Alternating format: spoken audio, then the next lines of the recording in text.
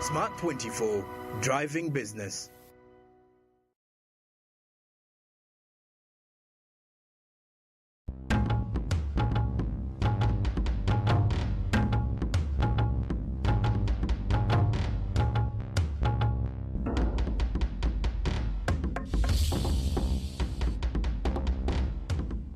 Now, the African Continental Free Trade Area is a program that is aimed at integrating the African states. Now, in Africa, we have a potential population, a very great economic empowerment that is sweeping across Africa, and the Africa Continental Free Trade Area is looking at leveraging the potential of Africa in terms of the labor, in terms of the trade, and in terms of the people, most importantly. So with the African Continental Free Trade Area program, we get to understand what we need to do as Africa in order to merge and be able to come together for a stronger future. The African Perspective is here to give you more insights into this and more. Hello, it's the Single African Market. It is designed specially to bring you every activity around the vision of the continent of Africa to integrate its market. It is in association with the government of Ghana through the Ministry of Trade and Industry, also the Ministry of Information. The UNDP is a proud associate of the program. The German Development Corporation, GIZ, is a proud associate of this program. The International Chamber of Commerce, the world's largest association of businesses with about 45 million businesses around the globe, is proudly associated with this program. Also, the United Nations Commission for Africa, UNECA, as well as the Business for Peace Foundation are all proud to associate with this particular program. It's just about a year ago that this beautiful edifice that you see here, this wonderful facility was handed over to the Africa Union Commission by the Republic of Ghana. Now, the AU Commission honored this country, the Republic of Ghana, to host the Secretariat of the Africa Continental Free Trade Area. Exactly 17th of August 2020 is when this facility was handed over to the AU Commission. We're going to relive this particular event and take a look at the way forward. President of the Republic of Ghana, Nana Addo Dankwa Akufo-Addo, on Monday 17th August 2020, commissioned and handed over the Secretariat of the African Continental Free Trade Area to the African Union Commission. Ghana was honored by the AU Assembly to host the AFCFTA Secretariat in 2019. At the handing over ceremony, President Akufo-Addo said Ghana had discharged all of her obligations towards the establishment and the setting up of the office. And we are today handing over a fully furnished and befitting office space in a secured and easily accessible location within the business center of Accra as the permanent secretariat of the AFCFTA. The president bemoaned the low levels of intra-Africa trade. It is obvious that these very low levels of intra-regional trade constitute one of the defining characteristics of our continuing poverty. He said effective implementation of the AFCFTA will dispel the notion that Africans are incapable of making their own decisions. Africa's new sense of urgency and aspiration of true self-reliance will be amply demonstrated by today's ceremony. President Akufo-Addo seized the opportunity to welcome the first Secretary General of the AFCFTA Secretariat to Ghana.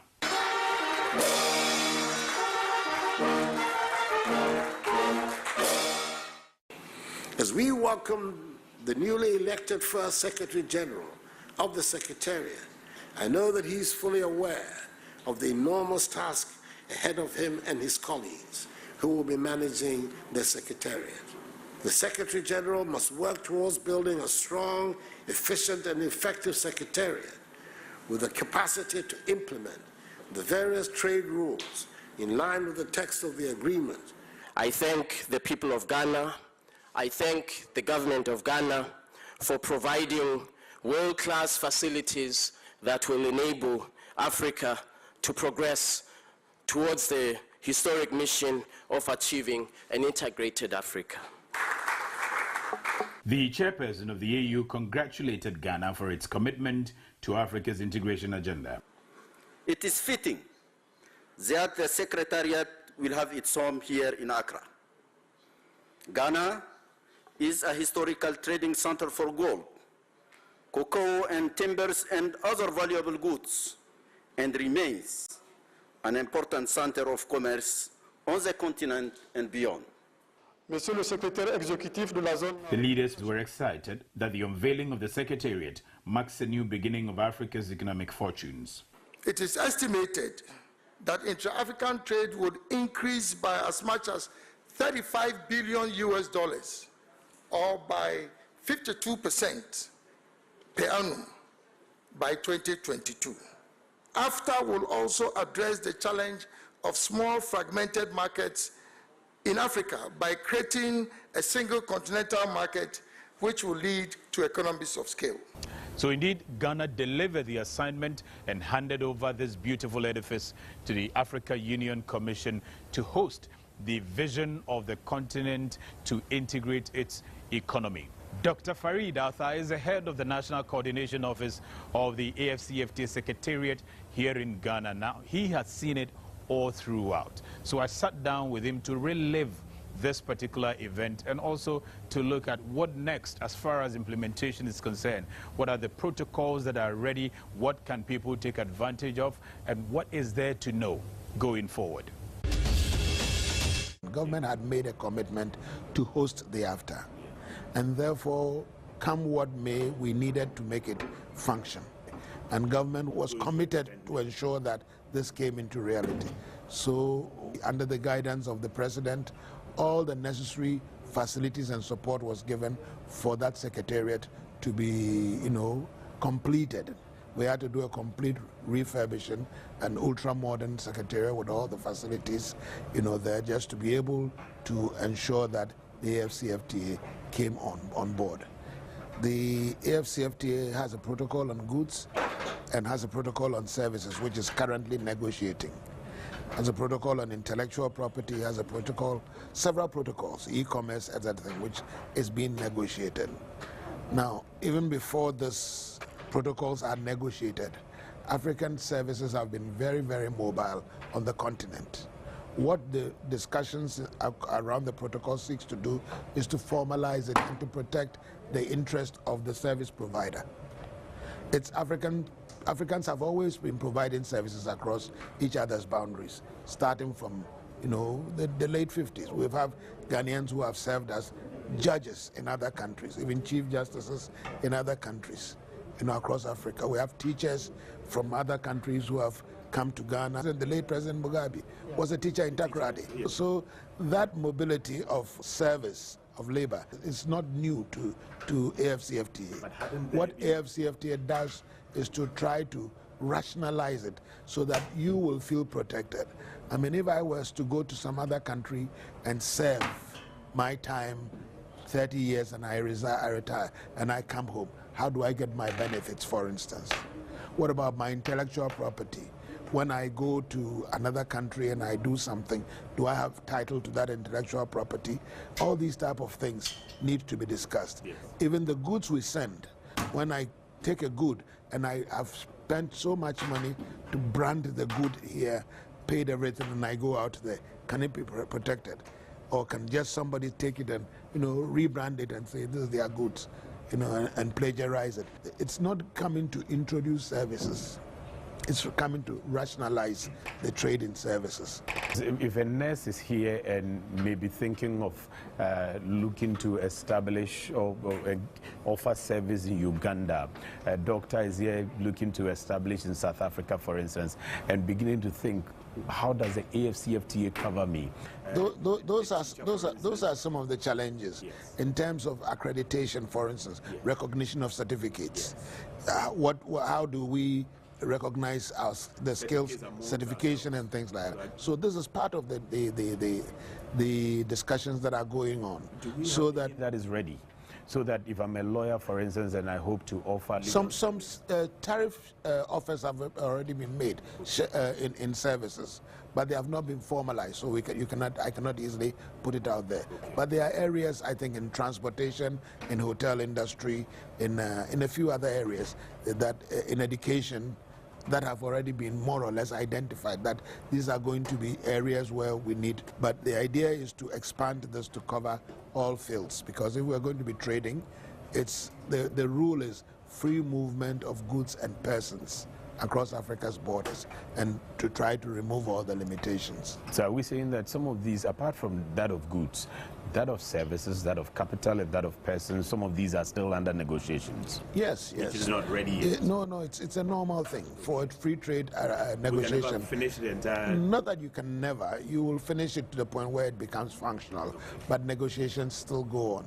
I mean, as we speak now, there are negotiations going on even with the WTO on various aspects. There are negotiations with EU on various aspects of their EPA. So with trade negotiations, it's an ongoing thing, you know, until you've got, so normally what you do is you get to a point where all parties are satisfied that we can start with what we have and then continue the process, and that is what will happen. So when we got to a point where we thought that the negotiations on trade were sufficient, it was agreed then to start, even though at that time we hadn't completed, and maybe not even all the countries had submitted their offers and everything. Whatever was there was good enough for us to start. When you look at the rules of origin, it's been negotiated at least to about 80%, but it's good enough to start. It will get to a point when the services is also ready and good enough to start while negotiations go on. At the moment, if I seek services in a neighboring African country that's a party state to AFTA, and I feel that I'm discriminated against, can I seek redress? Yeah, once the protocols are firmed up, and signed on to, then it's published, and so you will know what is your right, what is not your right, and at what point that right has been breached, and at what redress you are supposed to get. But at the moment, these protocols... It's been negotiated. Okay. This is what we call the phase 2 of the AFCFTA negotiations. Which of them have been negotiated already? The phase 1 negotiations have been completed. I went to Nigeria, I went to Sierra Leone. I wasn't treated fairly like they do with the Nigerian nationals when it comes to rapping or acting. I still have to wait small. That's the case. The Ghanaian rappers are going all over anyway. The Ghanaian film stars are going. We are having the interaction already. That's why I say the AFCFTA is only rationalizing what is. Rappers are already going across. Depending on the agreement that they use, it will determine whether they are operating under AFTA or they chose to operate under another regime. You know, so if they sign the agreement and the agreement now refers to AFTA as the basis for that understanding, then if there was an issue, they can come back to AFTA for a redress. Which means the two parties have agreed that yes, even though yesterday you were here and we had a film, today this film is going to be done under these conditions. And so if those conditions are breached, then we can settle it. But if you go under any other cover, it does not necessarily mean because you are in another country, you can run to AFTA for redress. So we heard from the man himself, Dr. Farid Atta. He's been leading some of the implementation processes here in Ghana. And as you heard, some of the protocols are already out there. That's why you should begin to familiarize yourself with them. Those of us on the single African market will endeavor to bring some of those information when we get them to you. Definitely, Dr. Farid and his team are pretty busy. The ministries are busy, but we would always try to get all the best of information and bring them to you. Industry players have been speaking. They have been speaking about the progress that have been made so far. They are also looking forward for the implementation processes proper so that they can take advantage of it. They have challenges, but of course, most importantly, they are excited about how far we have come so far. Industry players express satisfaction at what has been achieved politically. The optics are great. Everything that must be done for the formative stages of any program of this sort has been done. And to cap it, the fact that we even have the headquarters here, I mean, gives us a plus. And for me, I'm excited about the good things that AFTA seeks to deliver to the business community. The whole concept is as good as anything that we can ever think of. But as to the implementation and as to how we can fast track some of the things like the rules of origin for people to know. Louis Afful charged the Ghanaian private sector to take advantage of the presence of the Secretariat in Ghana.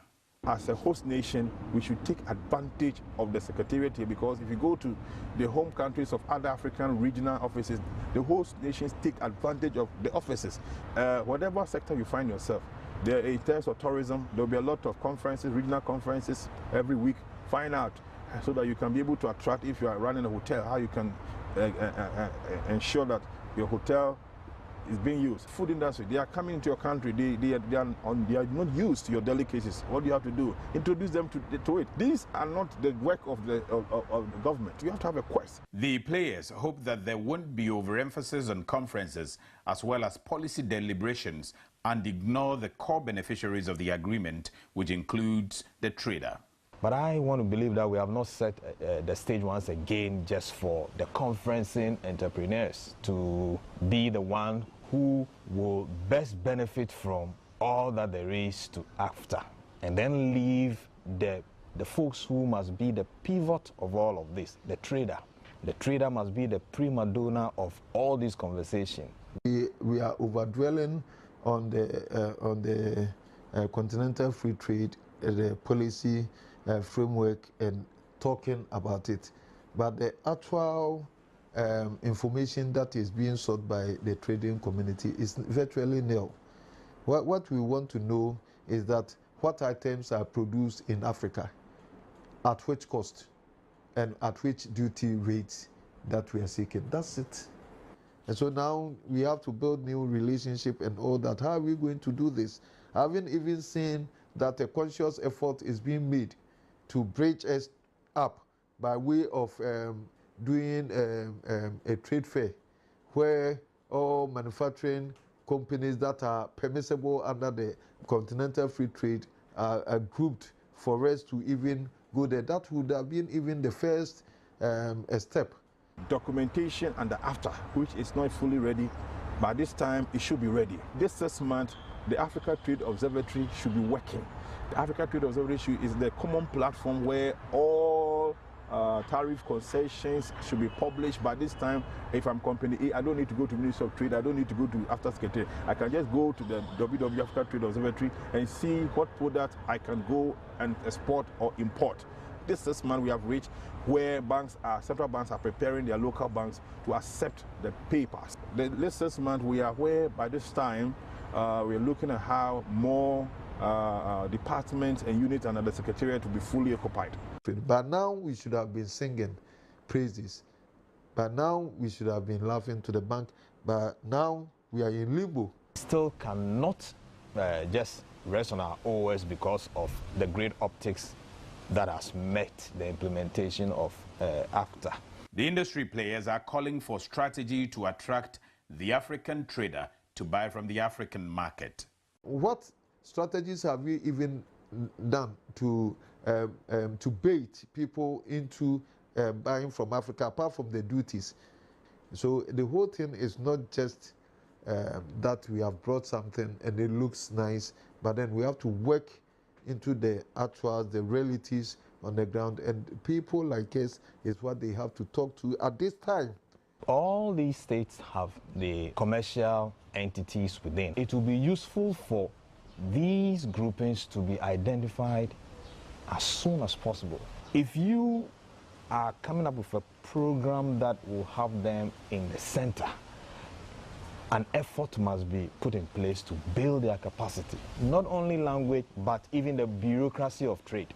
We know that the continental free trade is supposed to ensure movement of goods, movement of services, movement of capital, for instance, and then free movement of even people. Yet those in the service sector are beginning to assume that the whole CFTA is just about goods moving out of the port and coming into the port. What is missing? The real issue is this. We don't have innovation and strategy around our regional agreements. The agreement is known, they've heard it over and over, but they are not seeing innovation strategy around it. That's why they are not participating. That's why they are not owning it. Yes, that's CFTA. CFTA is good, it's this, it's that. What is the innovation around? When you come to trading services, there are about 12 areas under trading services. You don't highlight it, including education, health, construction, aviation, tourism, technology. How are you going to create the innovation strategy for people to be interested in it? If you take something like creative art, what strategy are you putting around it? People will be passive. You will wait for you to bring it to them. Let them hear of the innovation strategy around this whole thing, and they will jump to it. According to the representatives of the business community, the continent, and particularly Ghana, is excited about a free trade area, but implementation must be friendly to all and sundry. Africa is ready for it in the mind, or let's say in the heart. But when it comes to, if it were a race and we said on your marks, get set, go, trust you me, a lot of the competitors will still be standing, watching which direction of the track to even run on. We need to do a lot more. We are too ready for it. It could have been the best opportunity for it. The policy makers should find a way to make attractive after the implementation. One, the Secretariat is here, all the nitty-gritty, the bits, all the ends should join towards benefiting from what the Secretariat stands for. We are the Africa Wall Street now. Yeah. Do you see that the private sector is embracing what you just said, Africa Wall Street, ready to make Accra the commercial capital of the continent? I see it in a way that at one point we all stream towards one direction, doing a lot of webinars and seminars. But on the other side, when it comes to practically, private sector, most of them don't even know the category of private sector they belong to.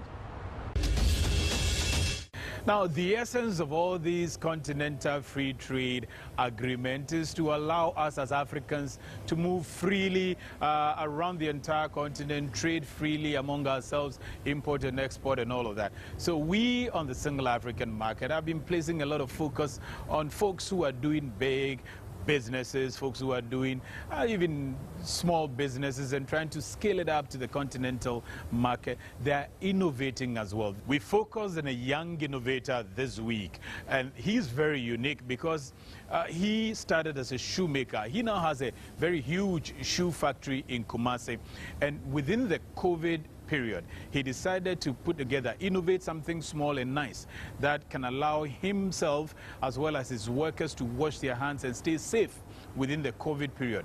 Now that thing blew the entire nation. The president of our republic acknowledged him, and today he's innovating and hoping to reach the continent's market. My name is Kwatin Richard, and I want to storm the single African market.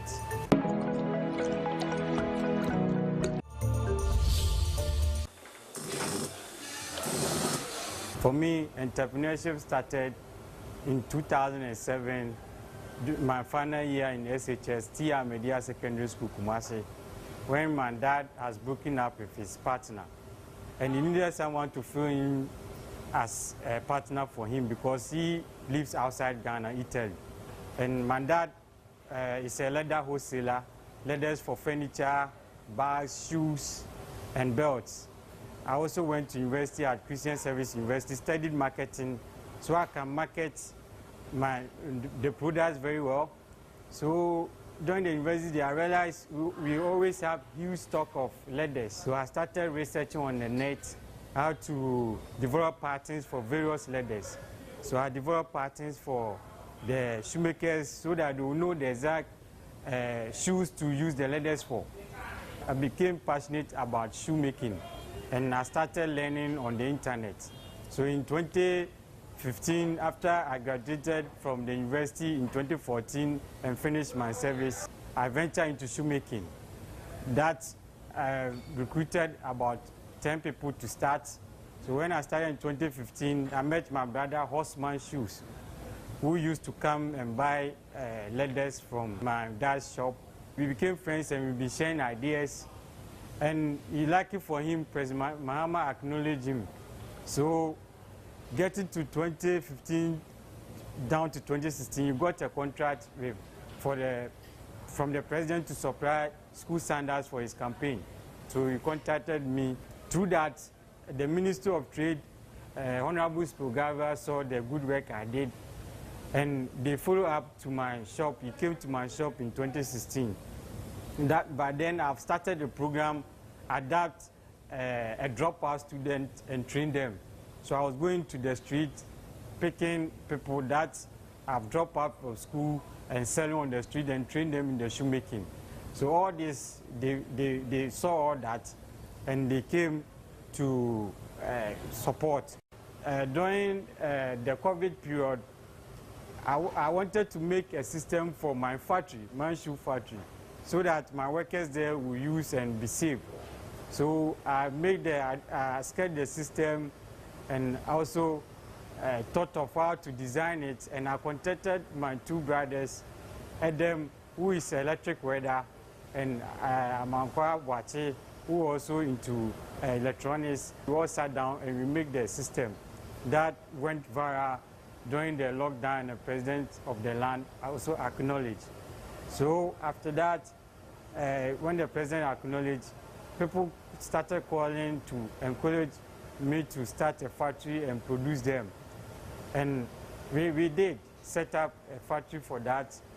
And Standard Chartered also came in to purchase for their branches. They made 20 purchases for their branches. And MBSSI also came in with the support, and we scaled it up. And today we are here with production of the solar wash, and we've graduated and improved upon it to even produce a better one called Rapid Check. And this new one, the Rapid Check, takes a temperature, body temperature, also give a hand sanitizing, and can sanitize about 1,500 people when filled to the brim. It takes 20 liters of alcohol, so when filled, and it also takes electricity so that it can be used everywhere and very portable from the first one we used. We are looking at opportunities beyond the Ghana market. Since the video of the hand wash went viral, we had calls. I had calls from various countries, Nigeria, but to go to the African market, we wanted to make sure what the product we are producing is of higher standard. So now we are ready to go all out to the African market. Came to our attention when he posted like an amateur video of his invention. He called it solar wash. And it came at a point that we were really busily looking or scouting for youth with very innovative business ideas. And that was the exact time that this gentleman also posted his video.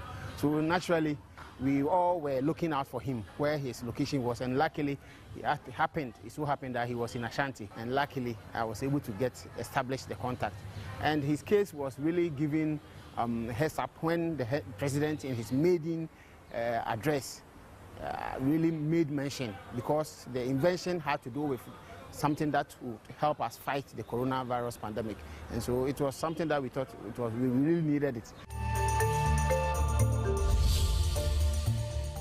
Now, the reason we have been bringing you all these young innovators is that we're going to have some experts on this platform to let you know where these young innovators can take their dream next in order to be able to take advantage of the African market. And we continue to urge you, if you know any young innovator, you know any innovator, you know someone, you know a startup, you know a conglomerate, you want us to highlight their exploits, we will be glad to share their stories with the rest of the world. In the meantime, on the platform, we'll be revealing them a lot to you so that you also get inspired that people are dreaming, and they're not just dreaming, they are acting on their dreams and hoping to take over the African market.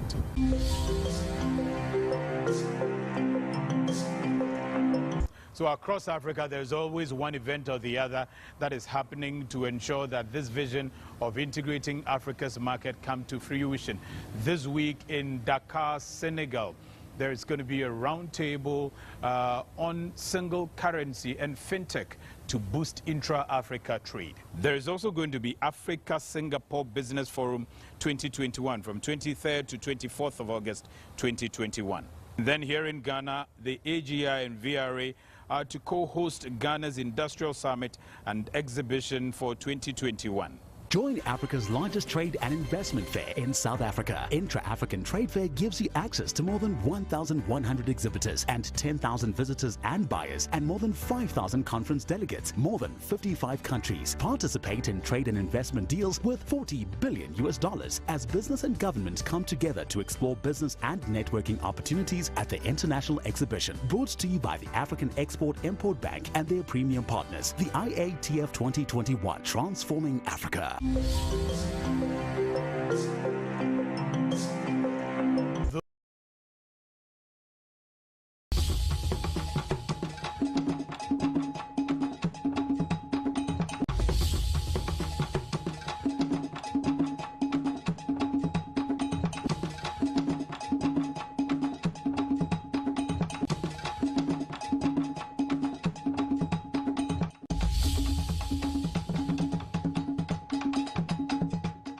So we are going to be focusing on most of the protocols that already have been negotiated, as we heard from Dr. Farid Arthur, plus many more to prepare all of us. And as you heard the concerns of some of the industry players, it is important that information reaches you, particularly the information that the business community need in order to take advantage of this Africa Continental Free Trade Agreement, plus many more. And in order for you also to know what to do now that we have this agreement. Thank you for watching the program, and I'm going to see you same time next week.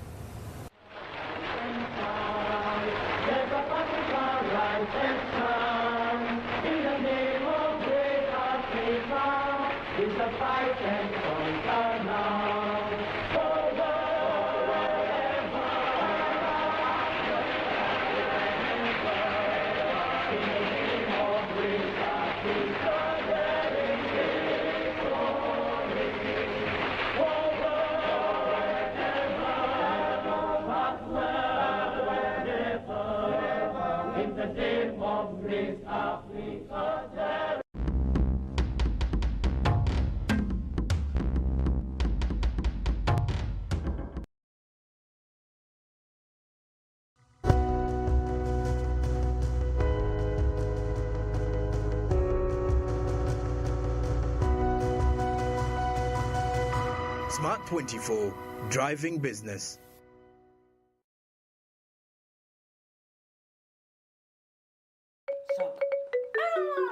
People call me Kojamaraka. Welcome to Love Uganda Limited, where we fix the hearts.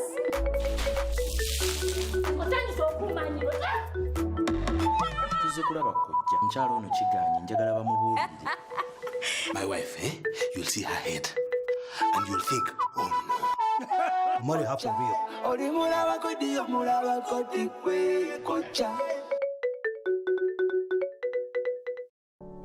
Luxury redefined at Seasan Hotel as you indulge in the splendor of elegant living fit for the royalty that you are. Step into comfort, pampering and blissful customer-centric service as you select from our range of comfy, exquisite living quarters furnished to meet with your royal preference. Surrounded by scenic beauty, our tropical setting allows you to escape the glamorous ordeal of city life. Our ambient green gardens will guide you to a place of revitalizing rest. The 3-star restaurant caters to your palate, serving your choice menu ranging from exotic cuisines to local delicacies. Our chefs will serve you full course meals for a truly out-of-this-world culinary experience. Our fully stocked bar to whet your throat, from renowned global brand whisks, brandies, gins, beers and wines to our locally celebrated beverages, you will not lack for any brewage. It's an all-new experience in the East at Seasan Hotel. So visit today at Plot 15 to 19 Spire Road, Ginger, or contact us on +256 751 719-960 and +256 785 354 614 for reservations. Seasand Hotels, luxury redefined. If you want to find class in Nairobi, look no further. Toast to luxury. Cheers to that, baby. We run this city. Period. You're more Kenyan than all other Kenyans. Najaribu sana. Who said I'm bringing drama? I brought the shade. You brought it. Yeah. I'm here and I'm very comfortable. Party. I am not leaving. It's not your party. Era tutukanga omuntu nti nigasita ndala mukaga itano sita isatu ash onige yes ngaho bakubuza amachanti nga bamubuza amachanti code nga tumukobata mu nsanvu bino olumalirizawo ngatamwe sente dali kuwayo kumbaga ya mwenemu sawa yeneyo nga kyabazinga amwebaza nga tweyongere kai tujja mu kyalo ekindi ekikoba embago lunawa luti nga mwira tulija kumala kai tweyongere emyezi mukaga nga tukasomesa abantu